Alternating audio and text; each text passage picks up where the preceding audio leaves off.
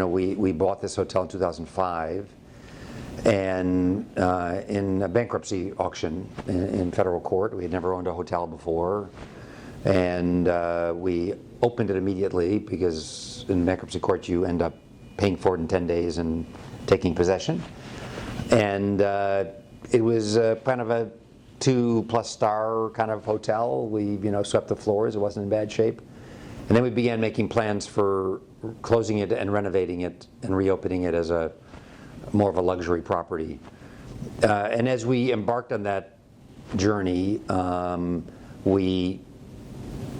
the economy began to crash.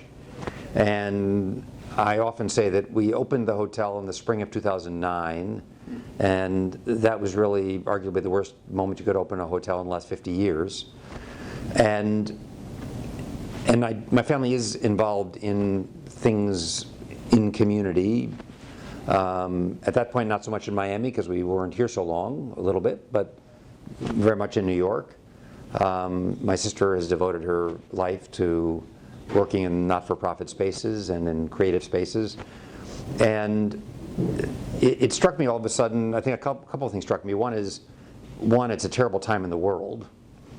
And I remember participating in a conversation with a great New York restaurateur, Danny Meyer, who described running restaurants after 9/11 and the important role that restaurants played in a terrible moment in the world.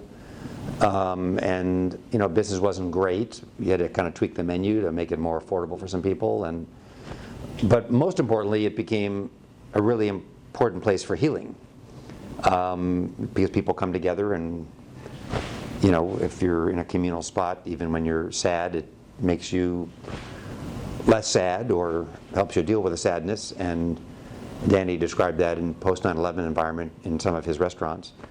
I carry that with me today. And in the spring of 2009, I was saying to myself, we're opening a luxury hotel. It seems kind of a odd and slightly uncomfortable juxtaposition of having luxury at a moment when, frankly, a lot of the world's in duress economically. And then we layered on top of that this idea that what if we had a hotel whose whole raison d'etre was doing things in the arts, enhancing guests' experience. Got to provide a great bed, maybe a fantastic bed, and fantastic pillows, and clean rooms, and great service, and all those things. But experientially, maybe there was an opportunity to do something more. So it was kind of the juxtaposition of challenging time and what we were about to go do, and personal familial interest in the arts. And I should emphasize also, when I sat out front of the Betsy, which is still one of my favorite things to do, and watch people go by, I often say that Miami stereotypes itself as a place of hard bodies and bikinis and sand and sparkly stuff and superficiality, and I rush to say that that's all true, but it only represents kind of 50% of what Miami and Miami Beach are. And if you look at the people walking by, they're, even just looking at them, they're really interesting and interested people from all over the world.